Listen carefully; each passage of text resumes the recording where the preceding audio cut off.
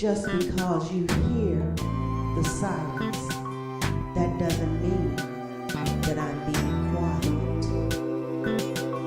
I'm praying. My head, my heart, my chest, my stomach, my hands, my knees, my ankles, my feet. Though visibly steady, many times they're uneasy in so many. Hello again, everyone. Dr. Mack is here. Good morning, everyone. We've been having some email communication things, and our emails have not been getting to each other the last day or so. So she is here, everybody, and we've done our prayer and we've done 5 topics, but Dr. Mack is going to have a chance after we do hers to comment on the questions or the topics that I had. So, Dr. Mack, would you have words and then you can start? Well, would you like for me to link it by doing you asking your questions and I'll answer them and they'll run right into mine. Oh, you Want to can do? go ahead on yours. Okay. Yes, yes. Uh, well, let's start at the very top, and that one had to do with sort of a surprise. I'm going to be out for a second, but guys, but I'm coming right back. I'm just reading the questions. Okay, number one, what was your reaction to the removal of Mike Waltz from the current White House administration? What was your reaction to the removal? I'll And get, I I'll hear take and I hear you smiling. yours first. Yes, I heard about that. And Rubio is supposed to be taking on some extra duties, right? As Yes. advisor. And you know what? It doesn't faze me one way or the other because they're going to do what they do whether we say anything. And I know sometimes they say, well, you have to have you say so, you have a right. And I do have a say so to say I don't say so. That is your say so, which is very confusing. I like that. That's great, Dr. Mack, because I did hear about that. And he's talking about Rubio doing it. So, hey, how do you throw anyway? Okay, that's a great one, Dr. Mack. Well, I'm anxious to hear yours. one of the things I thought about is that he ran for president against Trump, during that first election. However, he seems to have become an invaluable member of his cabinet. So he's putting him in charge. But notice he did not fire him. Waltz is going to he's being nominated, which means it Mm-hmm. has to be approved. He's being nominated as the UN ambassador for the United Mm, States. mm. So he can't do the you're fired situation because he doesn't want to. He wants to be, this is Trump 2.0. He doesn't want to come out that way, but he's moving him. But I expected it. Mm-hmm. You know, I, I expected it. So, it was not a surprise. It took longer, but I think from the moment the first incident occurred, the very first one that occurred, I think they started working to get him out of there. I do. I truly do. Mm-hmm. So now, whether he makes that position, it seems to be a bad position. If I were in position, he offered it to Haley. You remember the United States ambassador, you know, and then he's offered it to someone at Huckabee, and Uh-huh. so yeah, wouldn't want that seat. It seems like it's sort of revolving, but yeah, I knew that something was going to happen. He couldn't Mm-hmm. say. And his high dollar donors don't want you to do this you're fired business. They want you to have a little class with it. So offer him another position. Mm-hmm. So you know, I wasn't real. There's a follow-up question about Hakeem Jeffries regarding this too. I wasn't really that was one of the cabinet members I wasn't real keen on to begin with. Okay. All right, number two. Okay. And and let's go with number two. Okay. And number two is, do you think that the rally held by the commander in chief as the 100-day interview uh, conducted was effective in advancing his campaign promises made earlier? Do you think that the rally held in Michigan by the commander in chief and the 100 days interview with ABC was effective in advancing the campaign promises that he made earlier? To me, no, it's the same old, I knew you were going to same say that. old stuff I knew you were. over and over again. And I made sure that I watched it. As a matter of fact, I watched it before we came online. And it was just the same old rhetoric, the same Yes, thing. yes. I'm right, everybody else is This is wrong, with that superiority complex. And if you don't agree with me, then you are wrong, and I'm going to do something about it. As a matter of fact, he attacked the journalist, the reporter, yes, and yes. then the reporter, he did not give in to him, and I am so glad that he did not, because he tried to make that man say that that man has that M13 on his hand, and the man said no, he doesn't. And so the man finally, he said, well, just say yes or whatever he was saying. That's what he was saying to that reporter. Just say it. And the man said, well, we can agree to disagree. And he said, to that point. And then he went, tried to go on. And so it's the same old everything and the same explanation for everything. I've done this, I've done that, everybody else has done wrong. And, he's really good at, what is it all? Deflecting Yes, and talking about other people and degrading. In his mind, he's degrading, but we know better, because we highly respect people, President Biden and the people that worked with him, and Kamala Harris, and they did some wonderful works. And then, but according to him, everything was terrible. And when he came in, before he left that first time, everything was in perfect condition in it his was not. mind. We And were in then, a pandemic. exactly. And then the country was in terrible state, financial and everything, terrible state. And then he says that, but he left it in great condition. And then he came back, and then he had to fix everything. And so the man asked him about the food. He said, day one, he's going to lower the eggs, lower the food. And that person sat there and said that it has happened. Not And when we're there.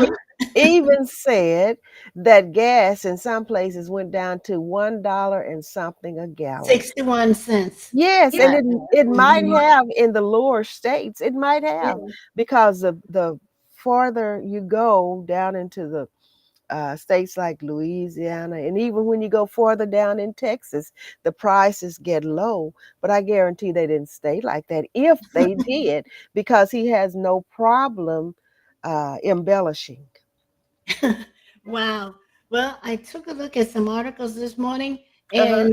and I was reading one reporter's article where and it said there were 13 disclaimers on there, beginning with the tariff war and the Hmm. role that China is supposedly willing to negotiate, but they're not.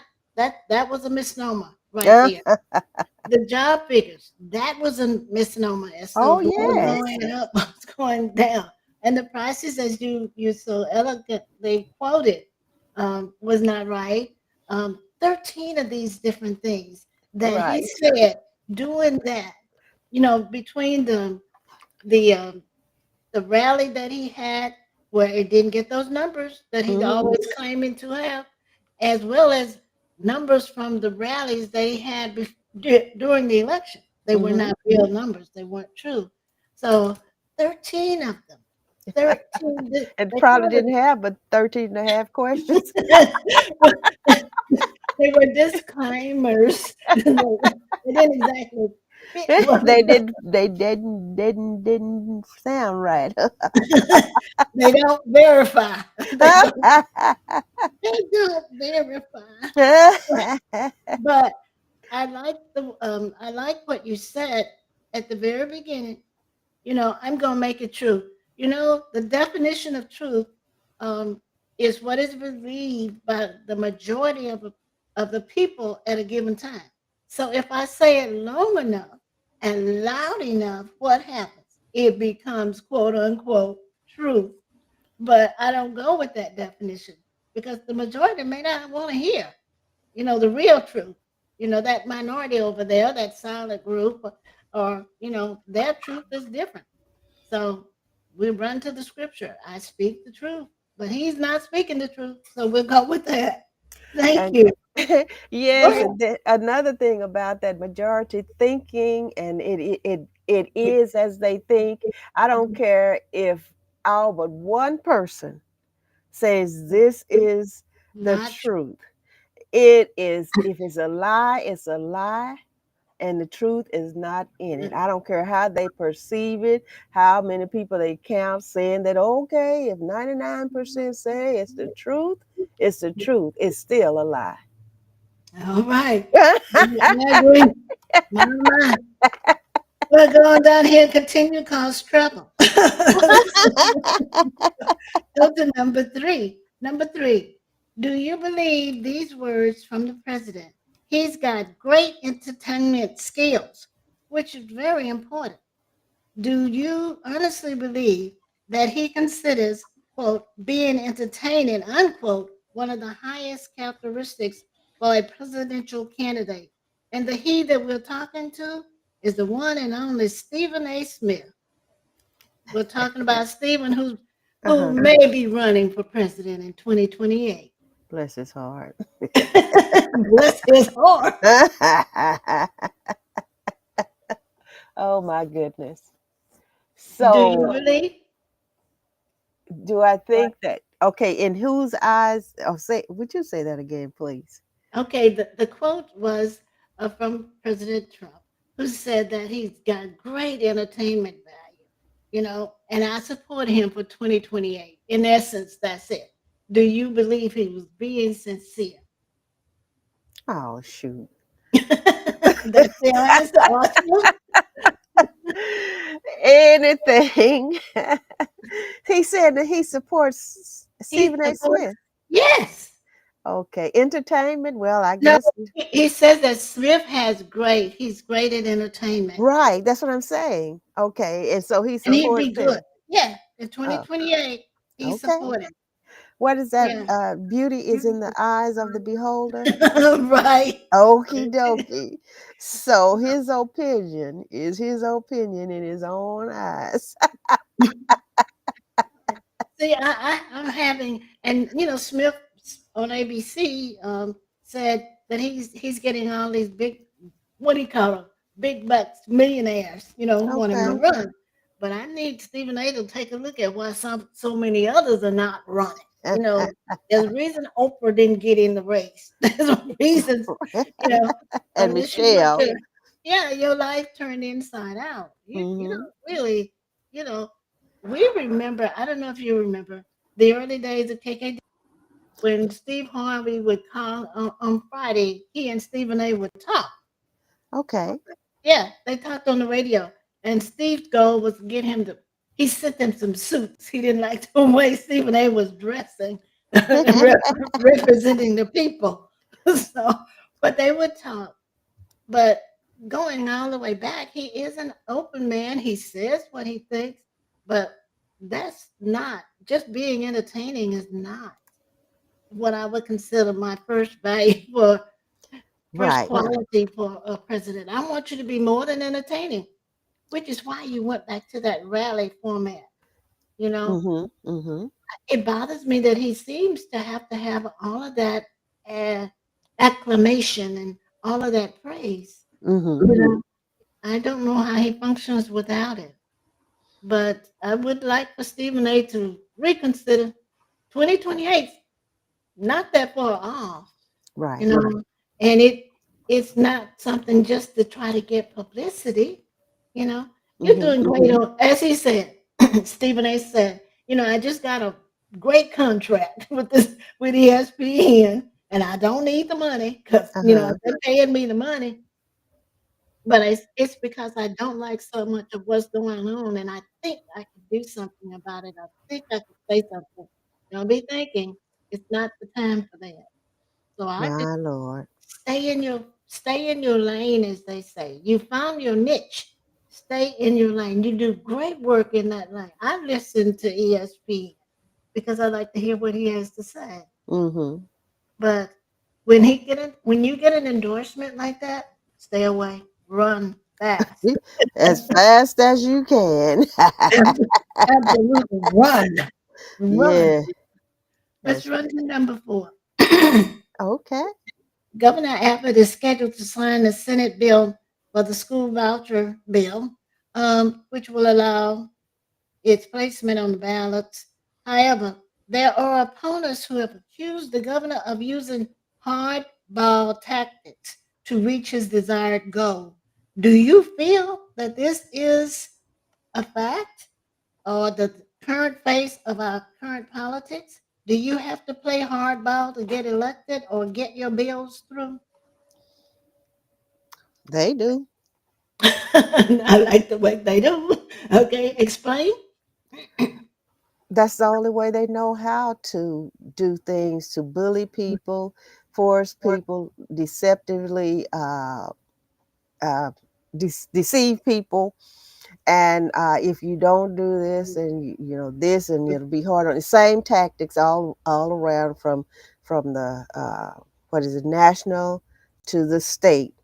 When it comes to our state, it's all the same thing, and that hardball thing seems to get them what they want at the present time. So it's, to me, it's ridiculous, but that's what they do. And I agree with you totally. Yes, ma'am. There's no doubt about it. According to Jeff's one of the articles that I read, every Wednesday, the governor would call someone in who one of the senators, the Republicans, especially the conservative Republicans, he'd call them in and he said, "You know what?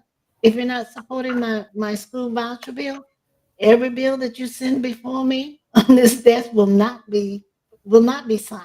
It's terrible. Every yeah, every fact that you try to get out there, we're going against it." And what he did, according to the same reporter who wrote 2 articles, is that he he tapped into the conservative movement, Mm-hmm. um, that was here already, Mm-hmm. and part of his campaign promise. Remember, this has been going on for a while, since Mm-hmm.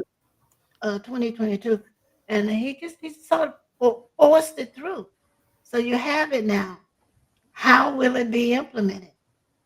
You're talking about a very small fraction of kids in the state of Texas. What do you need to do to qualify to get the 10,000? And how many private schools are there that's 10,000? Most of them are 30,000 and up. Mm-hmm. That's not a lot of money, and you're leaving a lot of kids out. And that's But the I agree plan. with you. I agree with you. That is the plan. But That is the plan. And yeah, that's it all the way around. thank you. Should Chief Justice John Roberts have recused himself from the current First Amendment case involving the separation of church and state with the St. Isidore of Seville Catholic Virtual School, which is being argued before the Supreme Court? Should he have recused himself? Okay, what is his interest? The separation of church and state. Yeah, but what is his? Why would Oh, he? he's Yeah. he's he's actually gonna be on the ones who make decisions on this particular separation of church and state. Okay, but Um, why should he recuse himself? Why is that? because he has in the past, and I hate to say it like that, That's okay. in, Go ahead. in the past he has he has ruled on three three cases, three Okay. cases, um, wherein the separation of church and state was there. So when Okay. I first read it, I said to myself, he should recuse himself because he's done rulings on three. But then I looked back and I said, okay, um, cases like Burwell versus Hobby Lobby and Trinity Mm-hmm. Lutheran Church versus Comer, they Mm-hmm. address religious freedoms and state funding. So can we give these state funders to this religious school, whether it's in real world or virtual? But he has also been a neutral person regarding them. He's advocated, you know, avoiding favorism and discrimination. And he supported the idea that religious organizations can receive public funding he's, if it serves a secular purpose. Okay. Um, he practices um, this idea that the founding fathers would have wanted this done, and he tries to balance things right. But there are ongoing debates, and I'm not sure he should be the one, but they're going to give us something before June 1st in this particular case. Okay. Huh. So that's the one that we talked about during our last session. This is the Okay. first one coming Right. before the Church and Supreme state. Court. Yeah. Yeah. Huh. Well, it's from what you just read to us. It sounds like I don't know because hey, he might as well stay on there.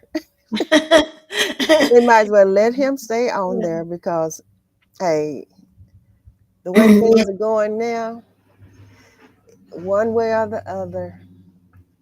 But I think it sounds like he's for fairness, according to what you read.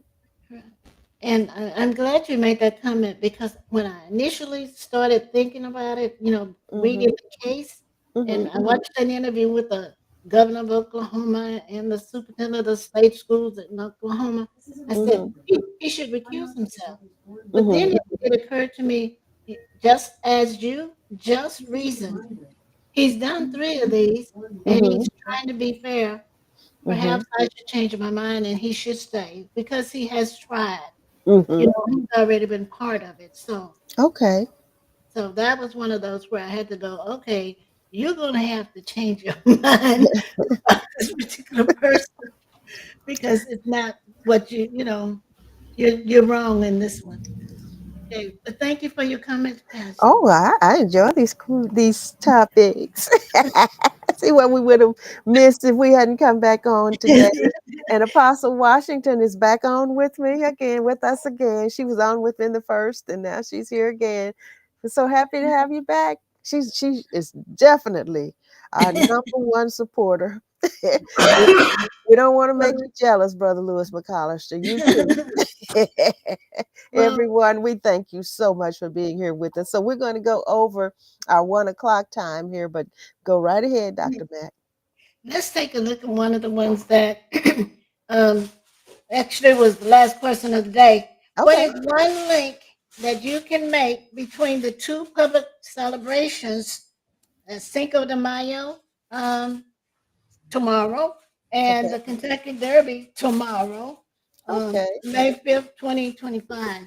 What is one link, just off the top of your head? Why do you think we should, well, first of all, understand our role and why should we be celebrating these two? Because most people are going to say, I know what they're going to say. Okay, Cinco de Mayo is not for me, although I like the food, etc., etc. But and I love all that. But there's actually a link between the African American group and the and the celebration of Cinco de Mayo, because we want to make sure we understand first that Cinco de Mayo is not Mexico Independent Day.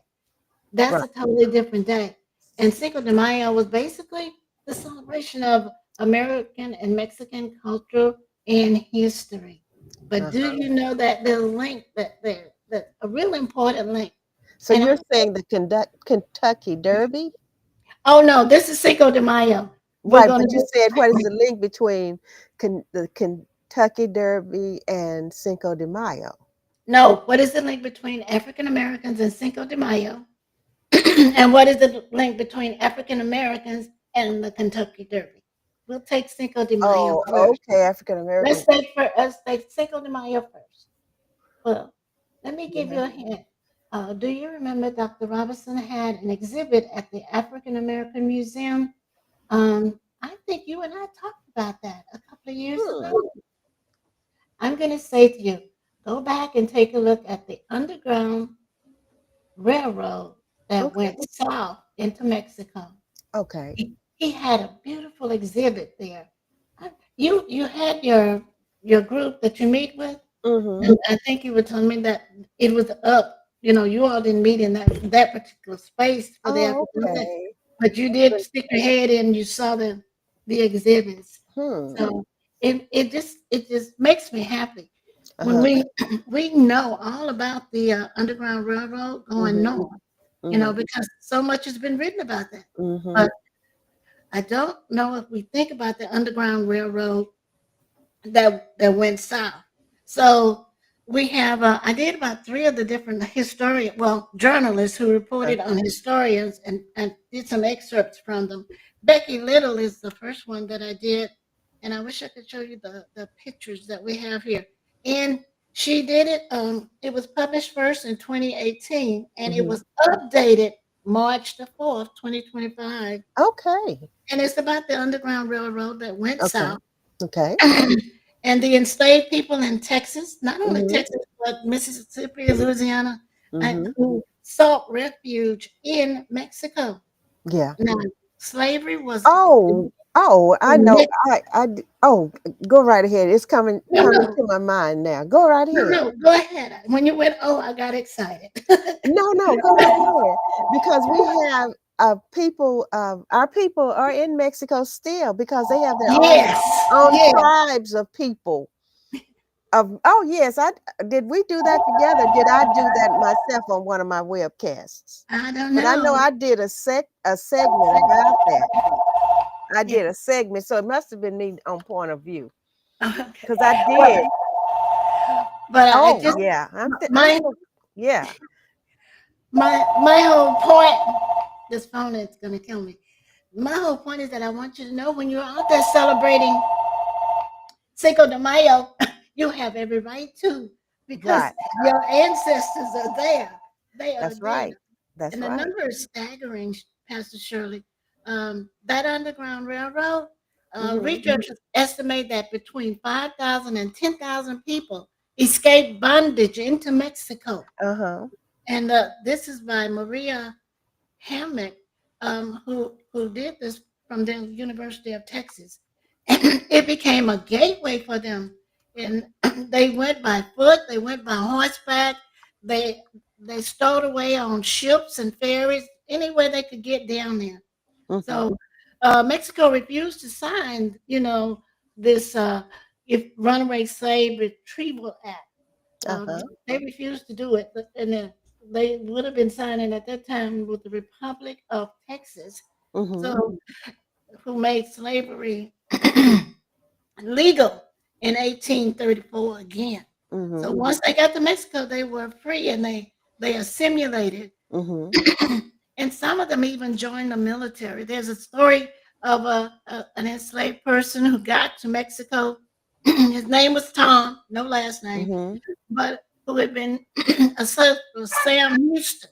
Mhm. And he became a person who worked with he fought with fought in the Texas Revolution. Uh But huh. once he got across the border, he joined the Mexican military Mhm. and he fought, with them. Now, the Mhm. fugitive slaves who could get in there, they got in. We talked about the different ways that they got in. Mhm. Um, but they had freedom in Mexico, you know, Mhm. and we won't go all the way in it about the slaveholders and how they handled them, Right. but and the slave acts that were passed that didn't do any good because they didn't come back. But they did hire, just like we had slave catchers going to the north, they did Mhm. hire slave catchers who went into Mexico or hung around that border. That border has always been a problem. Mhm. Um, to try and bring the slaves back, and they Mhm. didn't do it in a nice manner. They did it in a harsh. But there are some other Baumgarten, as long as some other persons who wrote about the persons um, who lived in Mexico, who became Right. part of it, and the culture sort of intermingled. You hear I never thought about it, but you hear it in the music, you taste it in the food, you see Mm-hmm. it in the clothing, you see it in the colorful clothing that they have. And I know I'm excited, and I'm going to Mm-hmm. be quiet, but uh, it's such a great thing to know. We had not just depending on going north, because okay, think about it like this. Look at it. If you lived in Louisiana, going north was a long ways to get to. Right. Right. But going south to Mexico, that's a Right. totally different kind of thing. Right. So I won't go into too much more, but Okay. I'm Yes, just excited. I did a show on that. And so I've gone back and looked at the story here. Enslaved Africans were Mhm. brought to Mexico, especially by Portuguese and British slave traders. But then Afro Americans engaged in a variety of economic activities as slaves and as free persons. And let me go back here because I wanted to get this first part here. Uh, by the I wanted to get okay, yes, here it is. A monument of Gaspar Yanga, Mhm. founder of the first free town of escaped slaves in North America.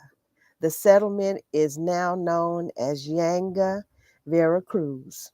Yes, Uh-huh. yes. And They yes, they settled around Veracruz. They did. mm-hmm, mm-hmm. Mhm. Yes, ma'am. So, and oh yes, I remember. I'm gonna have to go back and find that and repost that because I did. I am so glad you brought this to our attention today because this is really great. A great story. Great story. And so, oh yeah. So, Dr. Mack, continue. Do you have something else to? Yeah, yeah, you can see I'm excited. Oh, Not only that, but I used to work in a school setting where, and you hear about it on the news, black and brown fighting each other. Listen, if for no other reason, there's no reason. I mean, there's that. These were runaway slaves from America. These were what I call it America. Well, they were runaway slaves. They were trying to find some freedom. We have never, we didn't immigrate. So we didn't want to be in the status that we're in now.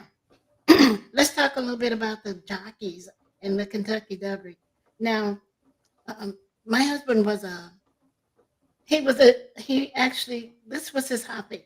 He could have okay. talked to you about hours and hours and hours. But this is an article from the Black Sport Hall of Fame, Okay. and it's the virtual role of the black jockeys in the horse racing history. Mm-hmm. And long before it was called the Sport of Kings, Okay. it was dominated in its early years by um, black jockeys. Um, Okay. it's in the Kentucky Derby started in 1875, and it was an exclusive sport. But the Mm-hmm. black jockeys played an indispensable role in shaping the history of horse racing. From the Civil War, horse Uh-huh. racing became the most popular sport in America, one of the most popular sports. Uh-huh. But it was these formerly enslaved individuals or descendants of enslaved Mm-hmm. individuals that caused it to become unparalleled. Their skill in handling the horses stem from their expertise of working around the stables Mm-hmm. and as plantation trainers. And there's some very famous ones. In 1875, 13 of the 15 jockeys were black. The African American Oliver Lewis rode to victory, and he was one of the ones who is commemorated Uh-huh. in the in the Kentucky Derby Hall of Fame. Now, Okay. black jockeys won 15 of the first 28 runnings of the Kentucky Derby. So Mm-hmm. anybody who's sitting there tomorrow saying, "I have no interest here," then take a look at Oliver Lewis, and we can go down here to. There's another one. Um, they are all in the museum. They are given credit, and each year they make sure that people remember Jimmy Whitfield was Okay. another one, and this Mm-hmm. is in 1822. He was born. in Kentucky, Okay. and he was one of the greatest jockeys that ever sat a horse, as All it were. right. Sat a horse. There's just so many. Wow, that is wonderful. That is some great, great, great information. We are everywhere. Everywhere there is success, our heritage is there. We are Yes, there. and the We coming cannot be denied. cannot and will not. Once my dad used to say, if you get your foot in the door, darling, you do what you can do. You do Right, as much as you can do. right, If they don't let you in, you can't do it. right. And fighting is not the right way to do it because these jockeys did not fight. Heck, we had jockeys in Russia. Can you imagine Mhm. that? I believe it. Okay. But All when right. he came back, he couldn't go through the front door of a hotel. Okay. Go right ahead, Dr. Mack. No, that was it. I was just saying we had jockeys who went to Russia, when they started to decline in the U.S., Uh-huh. but and they won over there. They were number one. But when they came back into the United States to be with the families, because they missed their families, Mm-hmm. they couldn't even go, even they were superstars in Russia, through the front door of Mm-hmm. the Kentucky Derby Hotel. But life is better. You know, Yeah. out of this running, there are no black jockeys Saturday. I did check to see there are none. So we None will. that said. Okay. Well, that's great. That's great information. Thank you so much, Dr. Mack. And I know I think I gave way back about 15 minutes. So I think we've done our whole hour. Gave back 15 minutes on the first webcast. So I have enjoyed your topics today, and I think we've had a great webcast. And Thank I you. enjoyed it. And so, and I made the announcement about Wednesday, but you go right ahead and make your announcement Well, again. thank you, Pastor. Yes, Um, ma'am. on Wednesday at 1 o'clock, we do the webcast from the Biblical Files of Dr. Mack, Hmm. and we are in the book of First Timothy. We'll be looking at the mother Eunice, the mom, and we'll be Okay. looking at blacks that are alluded to in that book. And thank you Okay. so much for being patient today, All Dr. right. Shirley. Everybody, we love you. And tomorrow night at 7:39 p.m., God willing, Sunday morning at 7 a.m. We love you, everybody. Enjoy the remainder of your day, night, evening, afternoon, midday, whichever it is, morning. For you. Enjoy, enjoy, enjoy. All right, we're going to do our outro here. Let me do it. Just because you hear the silence, that doesn't mean